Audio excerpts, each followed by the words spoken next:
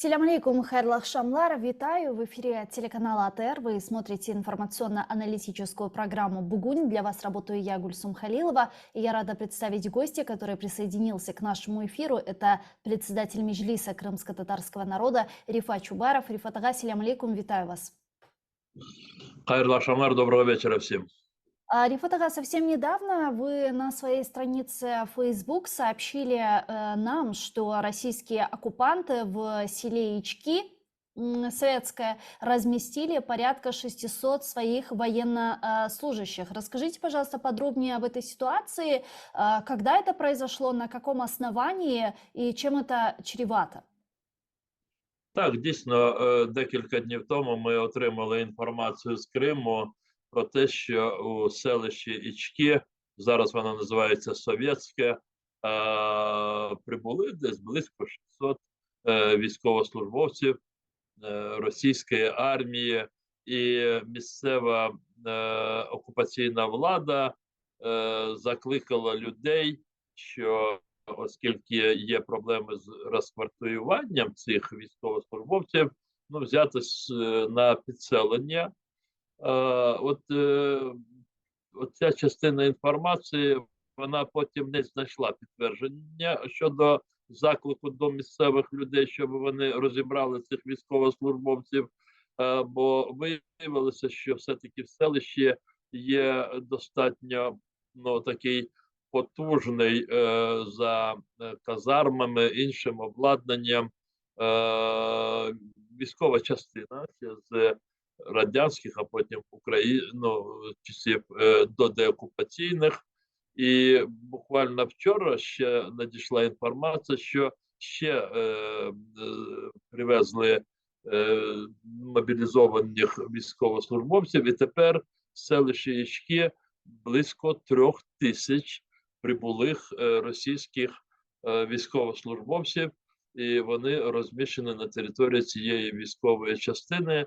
Місцеві люди скаржаться про те, що всі ці люди виглядають такого, знаєте, асоціального такого вигляду, що вони зранку до вечора шукають в місцевих магазинах алкоголь. Вони ходять п'яні, і місцеві люди намагаються не випускати підлітків, особливо дівчат, на вулицю, бо вони до них залицяються. А где разместились эти военнослужащие? Там какое-то место дислокации? Там є військова частина, була і є, і там були підрозділи української армії до окупації, і вони на цій території облаштували такі умови, і я не знаю, там наших людей немає, щоб уточнити, які там умови, але я думаю, що відповідні умови відповідно цього контингенту, який зранку до вечора шукає алкоголь, я думаю, можливо, кинули якісь матраси і що таке інше. Але перші моменти, перший день, коли привезли 600 людей, то такий заклик з боку окупаційної адміністрації, він був до місцевих людей, що, можливо, якщо не вистачатиме їм місця цим військовослужбовцям, вони проситимуть місцевих людей взяти собі на підселення, але потім цього, така дія не була задіяна.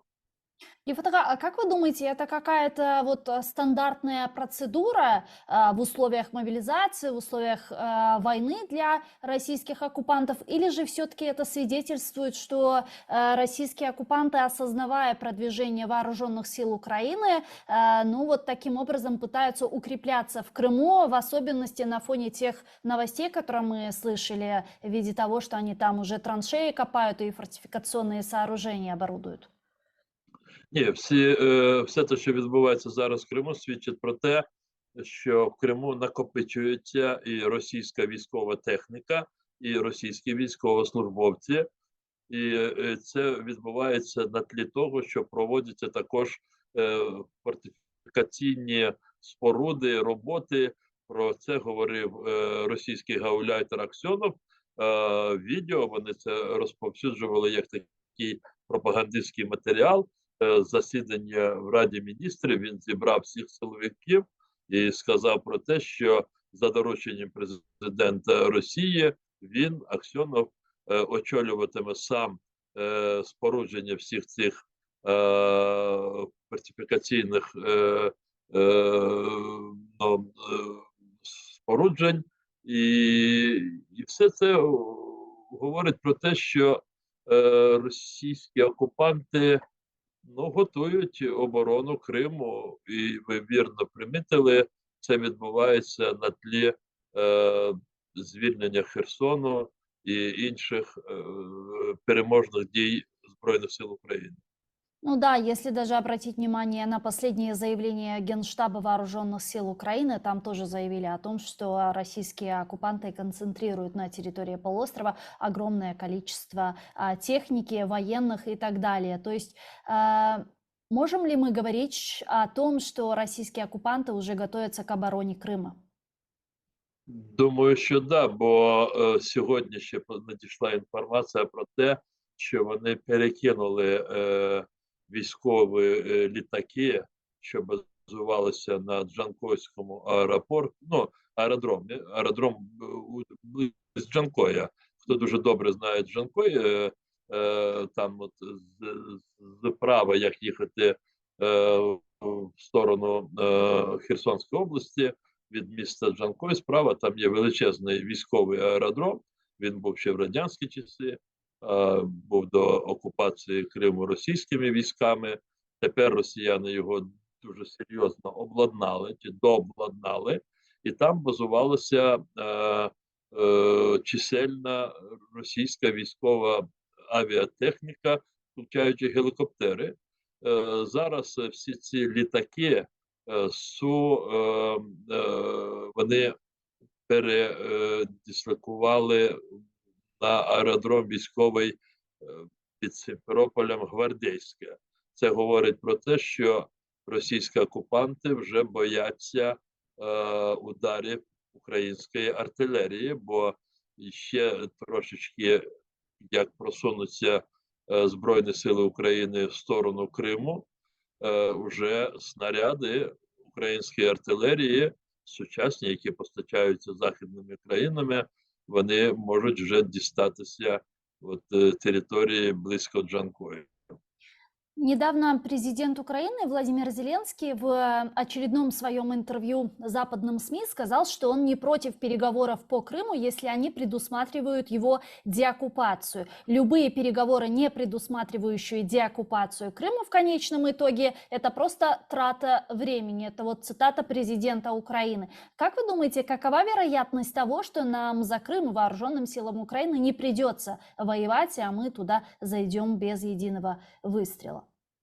Ну, є два чинника, які, скажімо так, утримуватимуть Крим під контролем Росії. Це Чорноморський флот Росії, військові кораблі, включаючи, до речі, ті ракети-носії, з яких зараз обстрілюється материкова частина України балістичними ракетами. І другий чинник – це міст через Керченську протоку. Знищення цих двох факторів, тобто кораблів Чорноморського флоту і руйнування мосту, це означатиме, що Росія вже ніяк військовим шляхом не зможе утримати Крим. І тому я впевнений, що ті, хто планує, готує військові операції, вони краще за мене знають всі ці такі обставини, і мені дуже хочеться думати про те, що план звільнення Криму, він виключатиме такі дуже жорстокі бої на території півострова. І це перше. Друге, все-таки саме вже просування Збройних сил України в бік півострова, це означатиме додаткове потрясіння Москві, зокрема всередині російського політико-військового керівництва, і в Москві будуть відбуватися такі дезінтеграційні для керування російського процеси, І це теж, як на мене, сприятиме безкровному звільненню Криму. На Мгм. це ми дуже сподіваємося. И вот участвует ли Меджлис крымско-татарского народа в переговорах, в кооперации с Офисом президента, с постоянным представительством президента в Автономной Республике Крым по вопросам реинтеграционных процессов нашего родного полуострова? Дивіться, ми, як Меджліс кримськотатарського народу, публічно озвучуємо свою позицію по найбільш принципових питаннях, пов'язаних як з сьогоденням окупованого Криму, так і з його майбутнім. Крім того, ми висловлюємо наше розуміння тих ситуацій, що складаються в Криму внаслідок діяльності російської окупаційної адміністрації, і як ці ситуації мають розв'язуватися, ну, скажімо, в ході деокупації Криму. Ну, зокрема, щодо колонізації Криму російськими громадянами, Мгм. взагалі іноземцями, особами без громадянства. Ми дуже задоволені тим, що останнім часом практично всі основні інституції, які визначають ну, параметри державної політики щодо деокупації Криму і подальших дій української держави щодо реінтеграції Криму, оці основні параметри держави, вони абсолютно повністю співпадають. Я не хочу говорити повторюють, ну, але співпадають. Хай буде так, бо тут не важливо, хто першим пропонував, чи сказав, чи озвучив. Тут головне, щоб всі зацікавлені сторони мали єдині підходи. Отже, дивіться, все те, що стосується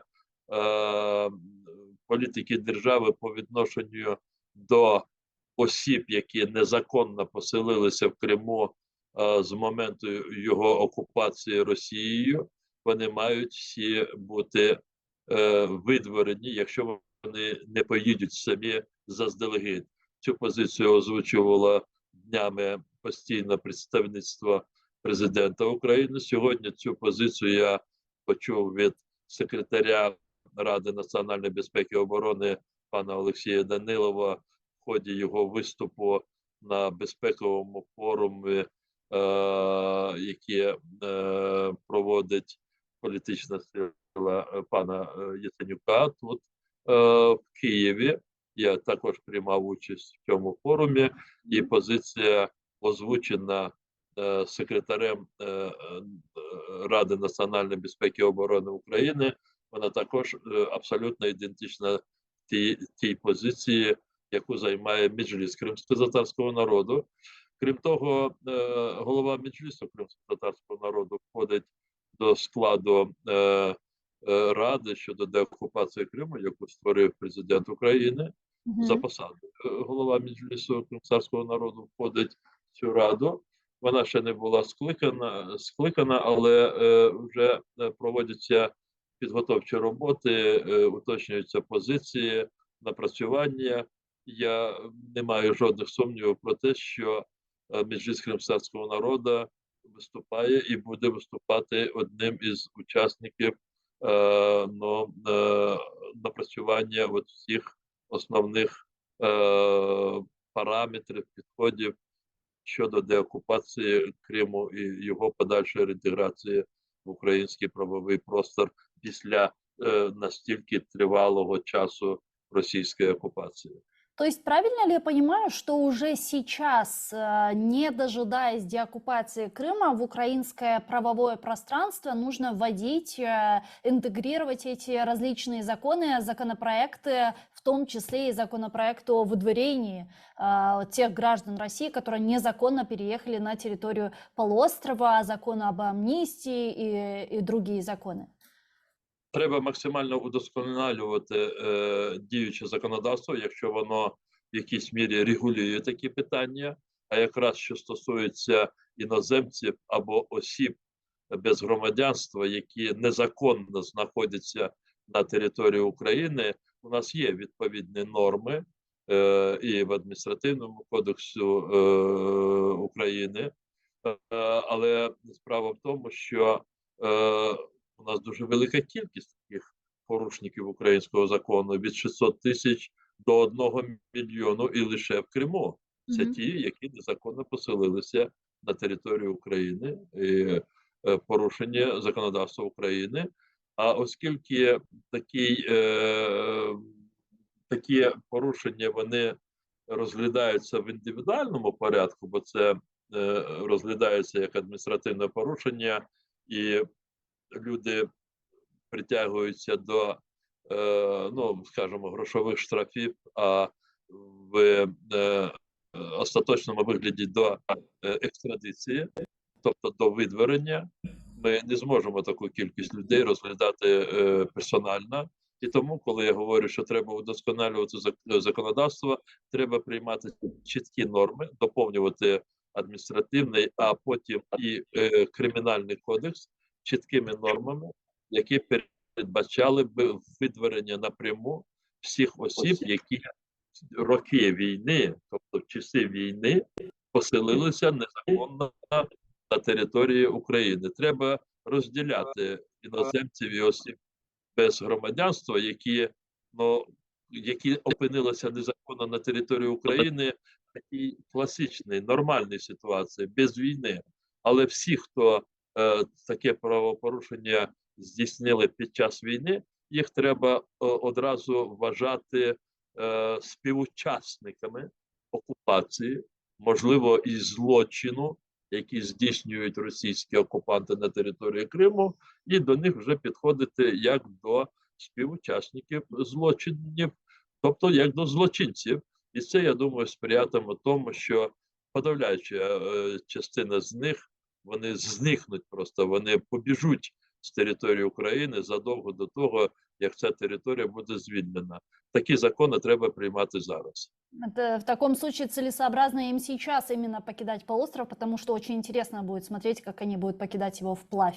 Я взагалі не розумію, яким розумом вони живуть, ці люди, поки так їх називемо, бо добре розуміючи про те, усвідомлюючи про те, що це крадене, що це не твоя земля, що це захоплена твоєю державою чужа територія, що весь світ це визнає окупацією. І розуміючи, що рано чи пізно справжній хазяїн прийде по своє, навіщо ці сотні тисяч людей переселилися в Крим, туди багато з них, які-не які, але вклали якісь ресурси, придбали житло, чи там відкрили якийсь свій бізнес, ну так їм хоч думалося, що вони відкривають бізнес. Тобто вони добровільно просто увійшли в таку пастку. І тому тут найкраще, що вони можуть зробити для себе в цій ситуації, дійсно, якомога скоріше поїхати в ті місця, звідки вони переїхали до Криму. Вопрос, который интересует многих граждан Украины, которые живут на полуострове, заключается в следующем. Я хотела его с вами обговорить. Если уж мы говорим о реинтеграционных процессах, а вот что будет с теми людьми, которые работали в государственных структурах оккупационных властей, да, там здравоохранительная система, образовательная система, правоохранительные структуры, участковые, гаишники и так далее. То есть это десятки тысяч людей, которые продолжали работать в этих госструктурах. Где эта грань между гражданской ответственностью и вредительством национальным интересам Украины? Я не осмілююся на себе взяти відповідальність за, скажімо, такий вичерпну відповідь на ваше запитання. Тут багато таких моментів, які я ще сам не знаю. Крім того, що я знаю точно, що має і тут бути все врегульовано законами України. Якщо у нас не вистачає чинних норм, як це тільки може говорити про те, що потрібно якомога скоріше напрацьовувати і приймати подібні закони. Але при цьому, от на чому я наполягаю, я вчора мав виступ перед такою групою е, людей, які ну, мають безпосереднє відношення до раніше окупованих територій. Це люди з Херсонської області, звільнених вже територій. Це люди, які мають відношення і до Криму, вони там жили раніше до окупації. І ми довго говорили про ці проблеми, обмірковували, розглядали різні варіації. І тому я можу сказати, що я дійсно, що точно я впевнений, ті норми законодавства, які будуть прийматися в Україні, вони мають збалансовані і синхронізовані з нормами міжнародного гуманітарного права. Я не уходжу від відповіді на ваше запитання, але чіткої такої градації не буде, що в одному випадку оці не будуть нести відповідальність, а ці будуть. Я можу просто сказати поки що трошки загально, що ті, хто приймав присягу на вірність українській державі, а у нас є відповідні сфери, де люди приймали присягу. МВД, кажу, Міністерство внутрішніх справ, МВС, чи Служба безпеки України. Ті судді приймали спеціальну присягу, і вони її порушили і перейшли на службу до окупантів. Зрозуміло, що ці люди здійснили злочин. Вони зрадили своїй присязі, і вони, як фахівці, служили укріпленню російського окупаційного режиму. Я не думаю, що інженер-комунальщик, який мав безпосереднє відношення до забезпечення водою, функціонуванням каналізації в місті і все таке інше, що він от саме цією своєю діяльністю мав безпосередньо колаборацію з окупантами щодо укріплення режиму окупації. Такі роботи і така діяльність проводяться за будь-які режими, незалежно від ідеологічної або політичної, або державної спрямованості цих режимів. Складніше питання з тими, хто працював в органах державної влади і виконував функції державних службовців. Тут має законодавець дуже дати чіткі такі градації, де правові моменти зради, де моральні аспекти зради, для того, щоб потім, скажімо, органи правосуддя могли би на це спиратися, на ці норми. Я думаю, що це все ще попереду. Ну, среди таких коллаборантов, к сожалению, как бы это ни было прискорбно, есть и представители нашего народа крымско-татарского, хотя я считаю, что у предательства нет национальности, нет рода, ни пола, поэтому среди нас, хоть их и мало, но тоже есть некоторые коллаборанты. Вот ваше отношение к ним такое же, как, собственно, всем коллаборантам, или вы питаете определенную ненависть? Дивіться,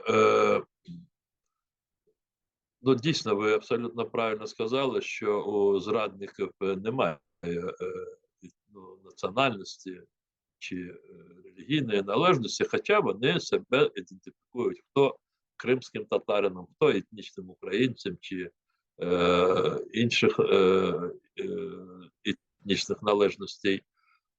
Вони не є представниками нашого народу, вони є просто кримськими татарами, вони такими себе ідентифікують.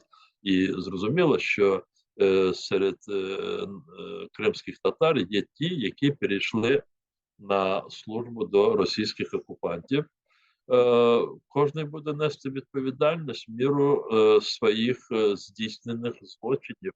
Або якщо його дії не підпадають під кваліфікацію злочину, він буде нести моральну відповідальність. І у нас тут не може бути, скажімо, таких окремих чи специфічних підходів до людей, які здійснили злочин або зраду, і виходячи з того, хто він є за етнічною належністю. однакове буде ставлення до всіх. По поводу Крыма еще вот что хотела у вас спросить. Это будущее полуострова. Очевидно, что полуостров уже не будет таким, каким он был до 2014 года, то есть до оккупации. Хотелось бы в это верить, что это не будет автономная республика Крым. Ведутся ли сейчас переговоры по поводу статуса Крыма, как крымско-татарской автономии? Ну, дивіться, переговори це коли, знаєте, якісь є рівні сторони чи різні сторони, і от вони про що ведуть переговори. В нашій державі поки що все обговорюється. Тобто люди, які об'єднані в одній державі, в одну спільноту, українську політичну націю, вони можуть обговорювати будь-які питання, які пов'язані з їх сьогоденням, завтрашнім днем. І зрозуміло, що не стихають чи нікуди не зникли дискусії чи обговорення щодо майбутнього Криму. Думаю, що все ще попереду. Попереду я маю на увазі прийняття відповідних рішень. Сьогодні для всіх очевидно, що от той статус Криму, який закріплений діючою Конституцією України, він не відображає, він не відображав. І сьогодні не відображає. Якщо, не дай Боже, такий статус залишиться, він не відображатиме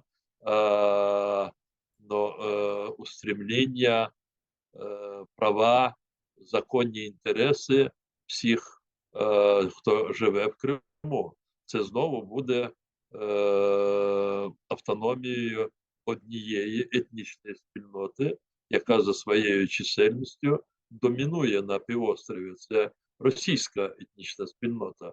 Так відбулося в 1991 році, коли ще за існування Української Радянської Соціалістичної Республіки 12 лютого 1991 року було прийнято рішення про відтворення Кримської автономної республіки без всякого врахування права його корінного народу, кримських татар.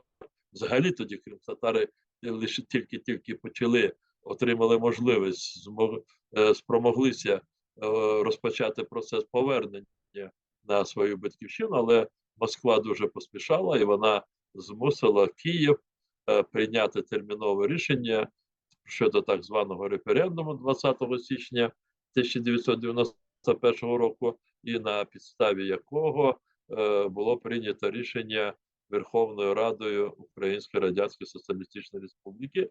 Це було зроблено спеціально для того, щоб уникнути відновлення прав кримськотатарського народу після його повернення на свою землю. І другою причиною це бажання Москви утримувати під своїм контролем Україну в цілому, оскільки особливий статус Криму Москвою розглядався як такий гачок, користуючись яким можна буде утримувати і далі Україну в орбіті кремлівської політики. Так, до речі, і сталося.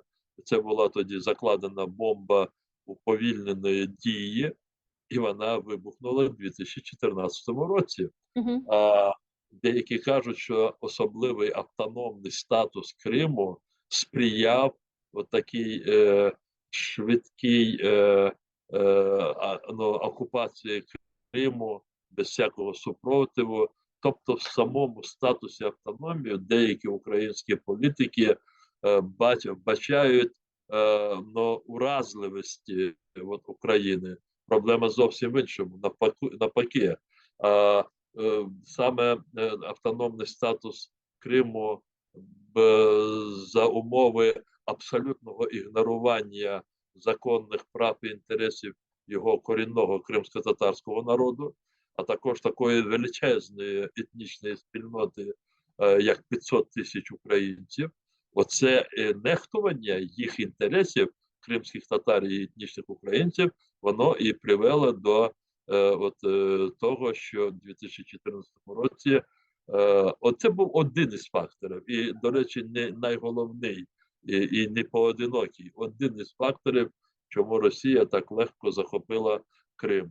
Тепер я думаю, ми зробимо все задля того, щоб Кримська автономія була переформатована і нарешті всі спільноти Криму, а їх три основні, бо за чисельністю, знову ж, кримські татари, українці, росіяни, вони разом складають 97-98% кримського населення. І є представники інших національностей. Якщо ці три спільноти будуть урівняні в своїх правах на співуправління Кримом, якщо вони будуть урівнені в своїх відповідальностях за Крим, тоді там буде закріплена українськість, українська держава зміцнить там свої позиції. І тому, якщо комусь там, знаєте, негарно звучить або когось лякає термін кримсько-татарська автономія або просто автономія, ця людина просто має виходити з того, що переформатування – це створення правових умов, які не дозволять далі Криму домінювати етнічній більшості. Вони не дозволять домінювати етнічній більшості, але вони не дозволять і, скажімо, ставити меншості свої ультиматуми.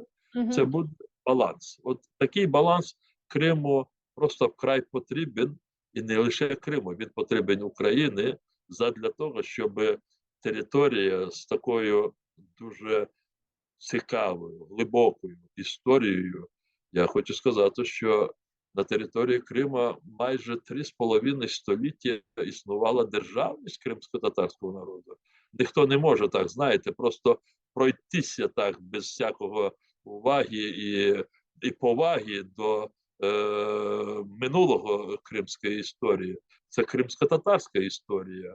І зрозуміло, що коли народ, який зі своєю землею є повністю в складі української держави, то роль української держави в забезпеченні прав і інтересів цього корінного народу, його майбутнього, вона є абсолютно високою. Так влаштовано міжнародне право, що держави несуть відповідальність за долю корінних народів, які живуть на їх територіях. І якщо ці корінні народи, вони намагаються реалізувати своє право на самовизначення на своїй землі, і форма самовизначення не несе жодної загрози територіальної цілісності цій державі, це тільки треба вітати. Кримські татари, меджліс кримсько-татарського народу, взагалі весь кримсько-татарський народ, він якраз і має стремління саме до такого самовизначення на своїй землі, автономії в складі незалежної української держави. Сегодня в рядах вооруженных сил Украины есть огромное количество представителей автохтонного коренного народа Крыма, крымских татар, и более того создано подразделение имени Номана Челебиджихана в вооруженных силах Украины, которое, кстати, недавно посетили вы. Что скажете? Ну, знову, давайте от деякі такі дефініції, огромне количество, зараз хтось нас дивиться от вашу передачу і скаже, та ні, не огромне количество. Я, скажу, не бачу жодного кримського татарина, який служить в Збройних силах України. Але правда полягає в тому, що дійсно дуже багато кримських татар, які знаходилися на материковій частині території, і які є військово зобов'язаного віку, вони дійсно разом з побратимами, українцями, людьми інших національностей, громадянами України, вони боронять нашу українську державу від російського ворога. І всі ми сподіваємося, що вони наближують і час звільнення Криму від російських агресорів. І ці кримські татари, військовослужбовці в лавах Збройних сил України, вони дуже розкидані. Я не всіх знаю, зрозуміло, і ми не ставимо собі завданням створити якийсь реєстр чи список, бо зараз в цих умовах ми в першу чергу намагаємося забезпечити абсолютну безпеку не лише тим, хто в лавах Збройних сил України, вони те зможуть себе захистити, але в першу чергу їх рідним, їх родинам, їх дітям, батькам, які практично всі живуть на окупованій території Криму. І тому ми, хоча і не маємо реєстр повний, взагалі реєстр наших військовослужбовців, але з дуже багатьма ми спілкуємося, вони приходять до Меджлісу, або наші люди, члени Меджлісу, інші представники громадських організацій кримсько-татарських, вони навідуються, намагаються надавати різні форми допомоги. А крім того, є дійсно, ви сказали, підрозділ, де більш компактна є кількість певна кримських татар, і ми дуже задоволені тим, що цей підрозділ отримав назву імені Номана Челебіджихана. Це висока честь для цих людей. В цьому підрозділі служать люди, громадяни України різних національностей. І я там дійсно з колегами недавно відвідав. Ми працюємо з різними нашими партнерами, волонтерськими організаціями, щоб допомагати військовослужбовцям, і не лише, повірте мені, кримським татарам, але в даному випадку і їм також. І деякі такі прилади, спеціальні засоби вони отримали і далі будуть отримувати від наших міжнародних партнерів також. Всі, я, по крайній мірі, знову вже посилаюсь на ту зустріч, яка була 2 дні тому, на місці розміщення цього підрозділу. Я був не тільки в цій роті, ми зустрічалися з командиром батальйону і з іншими офіцерами кримськими татарами. Я хочу сказати, що бойовий дух, чи моральний дух, давайте так, моральний дух – це те, що я відчув. В них настільки він такий високий і єдиний. Вони єдине говорять про те, що хай політики теж швидше об'єднують зусилля задля того, щоб всі скоріше підійшли до вже межі між материковою Україною і Кримським півостровом. Люди просто горять бажанням як можна скоріше опинитися вдома на территории Крыма. Кстати, вот вы сказали про политиков, скажу такую, может быть, крамольную вещь, потому что некоторые говорят, что лишь бы политики не вмешались, потому что когда вмешаются политики, могут начаться очень долгие переговоры. Ну, дивіться, коли мова йде про спеціальні бойові дії, плани, тактику, стратегію, я абсолютно з вами погоджуюся. І іноді мені хочеться щось таке сказати, знаєте, що я би очікував би, мені здається, це просто наблизить час звільнення Криму, але я завжди і дуже часто вслух повторюю, кажу, але це справа військових. Хай вони на це звернуть увагу. От скажімо, я дійсно як історик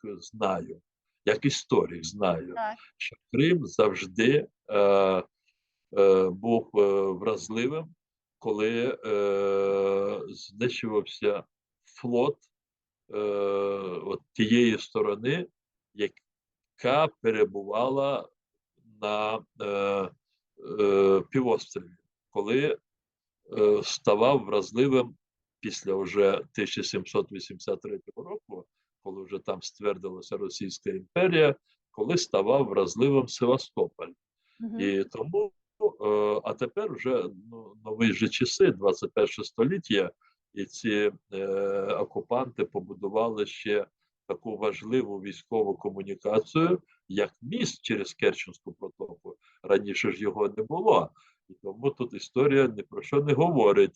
Але виходячи з того, що це дуже важлива військова комунікація, то і тому я як історик говорю, 2 чинники, які мають бути знесилені, щоб звільнити Крим. Це Чорноморський флот, а він базується в Севастополі, але не лише в Севастополі, але основна база його в Севастополі. Ну, кораблі мають бути знищені. І Мгм. друге, підірваний цей міст, і тоді російська армія нічого не залишиться, щоб просто покинути Крим. І дивіться, я от вчора, коли виступав перед тією групою людей, які пов'язані з окупованими територіями, і в тому числі з Кримом, я просто проводив паралель між східною війною 1853-1855 років. Східна війна, це так вона називається в міжнародній історіографії, хоча ми звикли говорити Кримська війна, це російська так історіографія говорить. Ну, хай буде Кримська війна, це так зрозуміло для більшості людей. І дивіться, тоді була коаліція, Велика Британія, Французька імперія, вона була імперією тоді, як і Велика Британія, до речі, Османська імперія і Королівство Сардинія. Оці держави, вони створили коаліцію, і їм протистояла Російська імперія.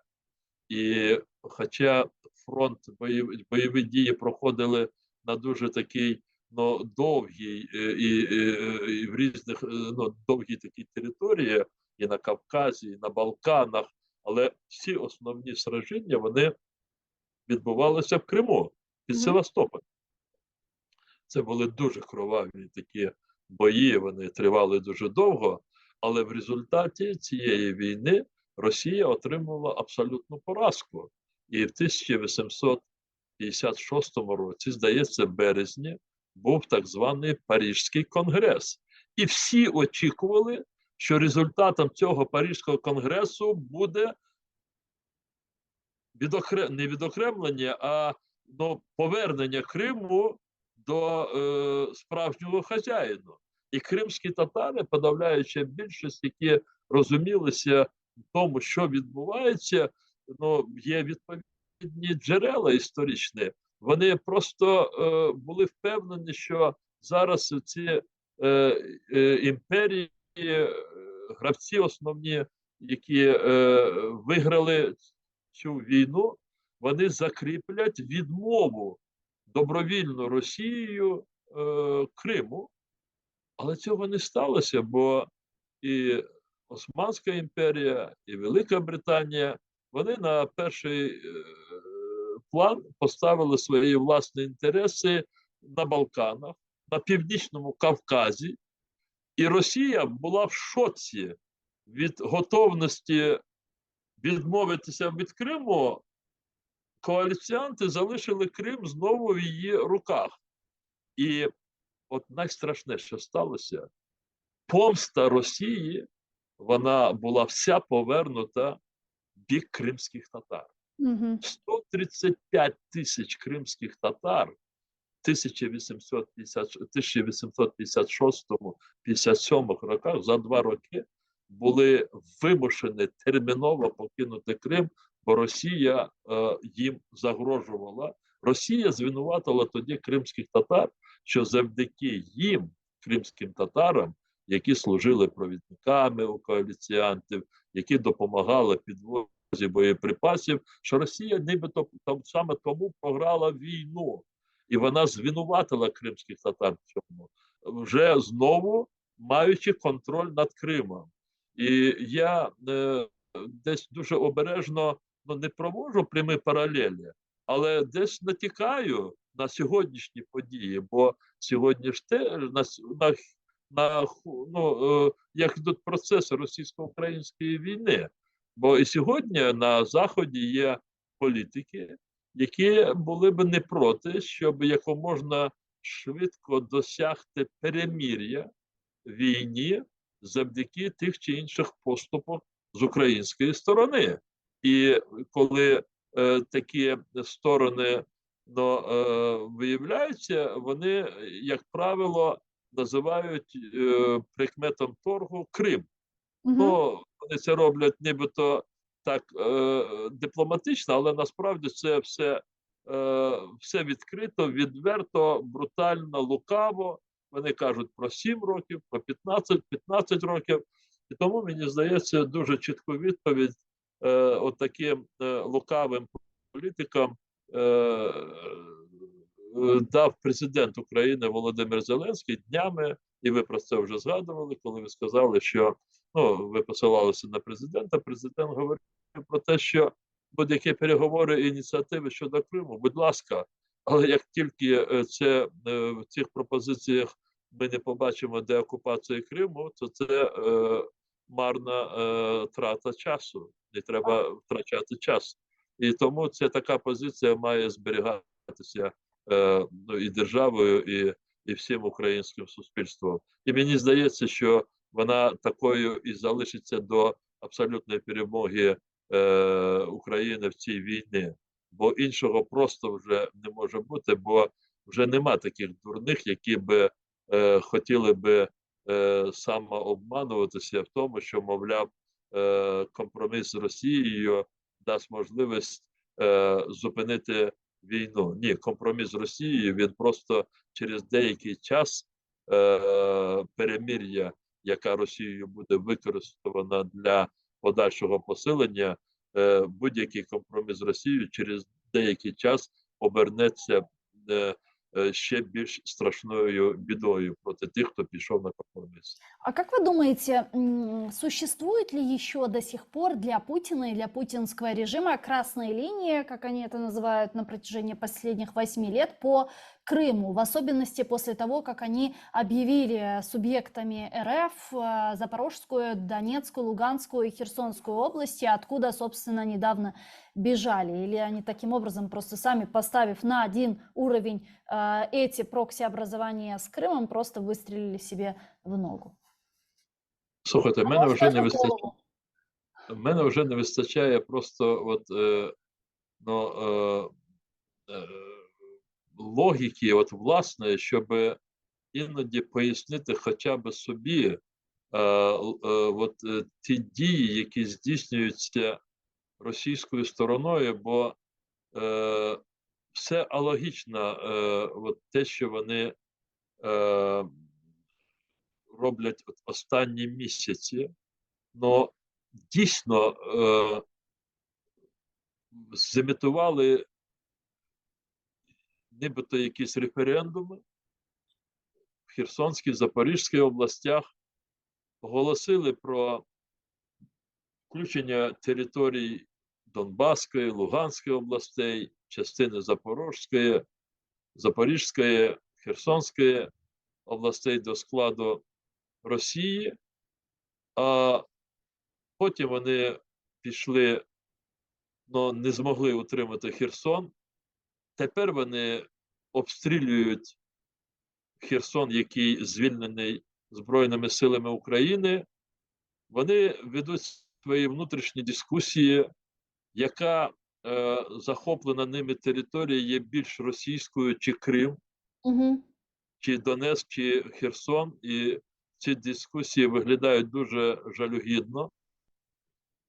В той же час зрозуміло, що втрата російськими військами Херсону і звільнення багатьох населених пунктів на правобережжі, воно абсолютно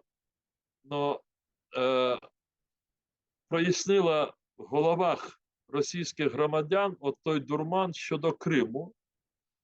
В якийсь момент всі почали усвідомлювати, що всі ці твердження, волання, які роздаються з Кремля, що це навічно російська територія, і він одного разу, це Крим, повернувся в рідну гавань, це все виявилося якимсь маревом. І сьогодні російські громадяни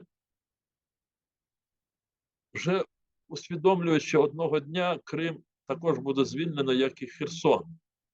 Чи в головах російських політиків є вже готовність до цього? Мені тут важко сказати, але це важливо дуже, скажімо, постійно вточнювати от цю ситуацію, бо тут є один такий інструмент, маніпулювання яким ще Москві вдається, це ядерна зброя і ультимативне твердження про те, що, мовляв, якщо ви будете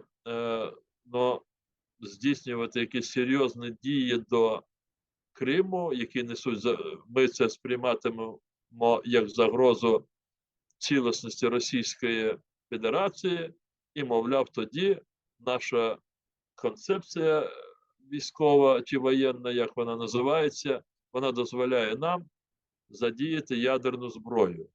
Але вже були дії, які можна було так оцінювати.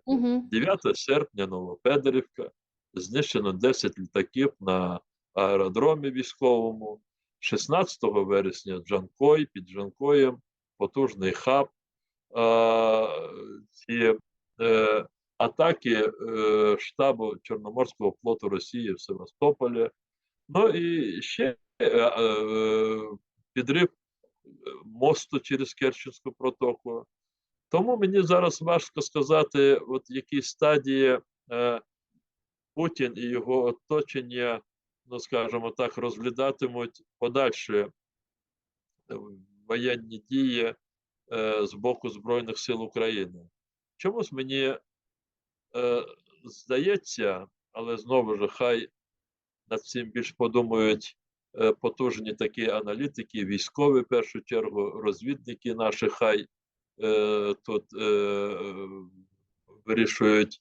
Але мені чомусь здається, що далі все оточення навколо Путіна, воно буде все більше і більш готове поступитися всіма землями, які вони захопили з лютого 2014 року.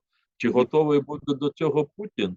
Тут я сумніваюся, що він буде готовий, оскільки відмова від цих земель, і в першу чергу від Криму, це є смерть для Путіна.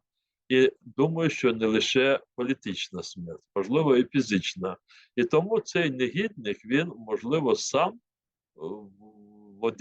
наодинці, можливо, він готовий йти до кінця. Але сумніваюся, що навколо нього люди будуть виконувати його накази, в тому числі і особливо, якщо цей наказ буде до задіяння ядерної зброї. Думаю, що вони його виконувати не будуть. Ну и плюс здесь крайне важна, я так понимаю, поддержка нас со стороны Запада и санкции, введенные со стороны западного сообщества, западной коалиции нашей, скажем так, всего цивилизованного мира. И в этом аспекте вот что вас хотела спросить. Совсем недавно парламентская ассамблея НАТО и ряд других европейских организаций приняли решение о признании России государством-спонсором терроризма. И хотя мы понимаем, что подобные декларации носят рекомендательный характер и не несут за собой каких-то практических последствий, возможно, имиджевых, но ратификация такого решения в парламентах государствах очень серьезно бы повлияла на общую картину и имела бы за собой как раз очень серьезные санкционные последствия в отношении России. Стоит ли на это рассчитывать, на ваш взгляд? Ну, мені здається, що світове співтовариство, воно послідовно в задіянні санкцій до Російської Федерації, і така робота, вона не припиняється. Можливо, проблема в тому, що є деякі сектори, де неможливо взяти і до кінця все це відрізати. І тому, бо світ дуже інтегрований між собою, розумієте? І тут не стільки в задіянні санкцій завжди є бажання, відрізаючи, вибачте мені, що сусіду, не поранити себе. бо економіки дуже інтегровані, або частини цих економік. Але мені здається, все йде послідовно. Я примічаю, що певні позитиви в взаємовідносинах з Сполучених Штатів Америки з Китаєм. Мгм. Вони дуже, можливо, непомітні, але на тлі того напруження, е, яке відмічалося нами всіма, досягнення таких нібито не дуже суттєвих взаємопорозумінь. Це є дуже матимуть дуже серйозні наслідки. Скажімо, буквально сьогодні, здається, лідер Китаю заявив про те, що вони виключають можливість використання Росією ядерної зброї. Мгм. Тобто Китай дуже чітко показав свою позицію до тих ультиматумів, які роздаються час від часу з боку Кремля. А з Китаєм Москва розуміється, що не треба просто жартувати. І думаю, що е, тепер вже Москва так часто не буде повторювати такі ультиматуми загрози щодо можливості задіяння ядерної зброї. Але в той же момент ще Китай, скажімо, теж Ден Сяопін, здається, сьогодні він виступив з закликом щодо діалогу між воюючими сторонами. Це теж взагалі такий знак, але при цьому він все ще Китай не засуджує Росію як країну-агресора. Мгм. Це теж поки що поступка Росії. Але якщо Сполучені Штати Америки і Китай будуть далі знаходити порозуміння у цих тектонічних таких, знаєте, проблемах, які існують у світі, особливо між Сполученими Штатами і Китаєм, і, зокрема, таких дуже відчутливих різних таких напрямках, як Тайвань і таке інше, територіальна цілісність Китаю, бо Китай це теж дуже турбує, то я думаю, що тоді і Китай, позиція Китаю буде для Москви більш такою відчутливою, ніж, можливо, ті санкції, які здійснюються з боку західних країн. Але як би там не було, ті санкції, які сьогодні вже задіяні, вони мають наслідки для російської економіки. Так, вони ще, тобто росіяни, Російська держава має певний потенціал, вони ще здатні утримувати режим путінський, здатний утримувати під контролем російське суспільство, але хай і поодинокі голоси матерів, які втратили своїх синів на війні, інших верств населення Росії, в тому числі пенсіонерів, хай і поодинокі голоси, вони можуть через деякий час зійтися і стати таким із міцних механізмів проти путінського режиму. Ми сьогодні обговорювали на безпековому форумі питання щодо майбутнього Російської держави. І це моя позиція, я її озвучував, але не тільки моя, тобто і багато політиків вже прилюдно озвучують в різних країнах на різних міжнародних майданчиках. А ми, українці, це вже пережили. Для нас це є настільки, те, про що я зараз кажу, воно є настільки усвідомлено. Мова йде про те, що чим має завершитися російсько-українська війна. І зрозуміло, що це відновленням територіальної цілісності Української держави, що це виплатою репарацій за всі ці втрати, які нанесені війною Україні і українцям. Мгм. Зрозуміло, що це залученням і покаранням всіх злочинців, що здійснили злочин на території України або проти України в цілому. Але цього дуже мало, сказав я, виступаючи на цьому форумі, і мене тут дуже підтримали учасники форуму. Бо найголовне, щоб і Україна, і весь світ отримав гарантії неповторення того, що тієї агресії, тих злочинів, які зараз здійснюються Росією. І тому світ має напрацювати певні механізми і задіяти ці механізми, щоб Росія далі не виступала, ну, не була носіям загроз для своїх близьких, далеких сусідів, для всього світу. І я тут знову ж як історик послався, послався на події після Другої світової війни, які проходили на етапі, скажімо так, на етапі завершення Другої світової війни. Це Потсдамська конференція. І вже Німеччина вже підписала на той момент акт капітуляції, а союзникам треба було визначитися з подальшим розвитком Німеччини.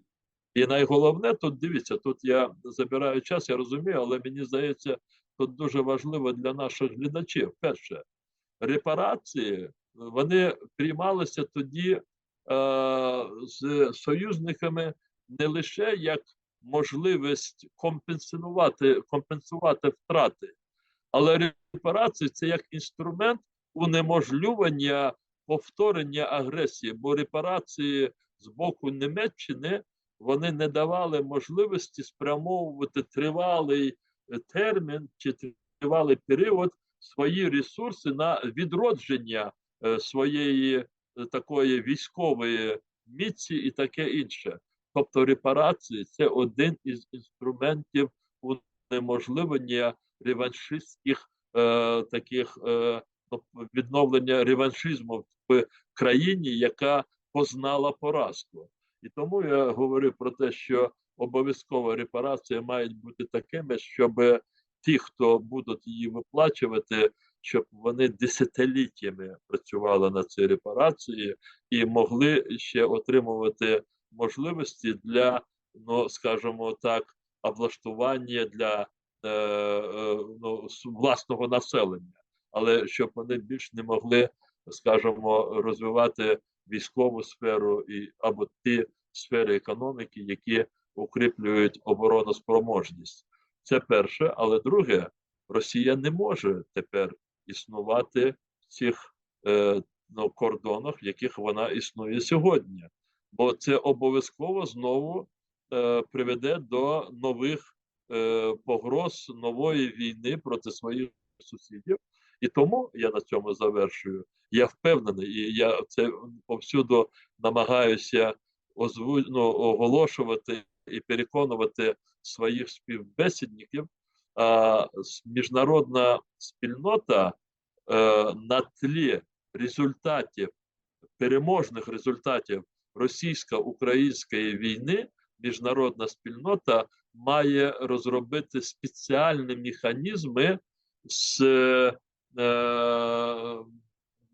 підтримки титульних народів Росії, які захочуть зреалізувати своє право на самовизначення на власних територіях, що проти їх волі були включені до складу Російської імперії, потім Радянського Союзу, а зараз утримуються в Російській Федерації. Я впевнений, що одним із наслідків перемоги над Росією в ході російсько-української війни це буде переформатування Російської Федерації. Ну, я не знаю зараз наскільки держав, але як мінімум цих держав буде не менше десь 3, 4, 5 держав. І це буде одним із механізмів уникнення в майбутньому загроз з боку Росії. Çok sağ olun, Насрів Атага. Дякую вам дуже, що знайшли час та доєдналися до нашего эфира. Teşekkürler. Я вам дуже дякую. Председатель Меджлиса крымско-татарского народа Рифат Чубаров был с нами на прямой связи. Оставайтесь первым крымско-татарским. Корушкенджи.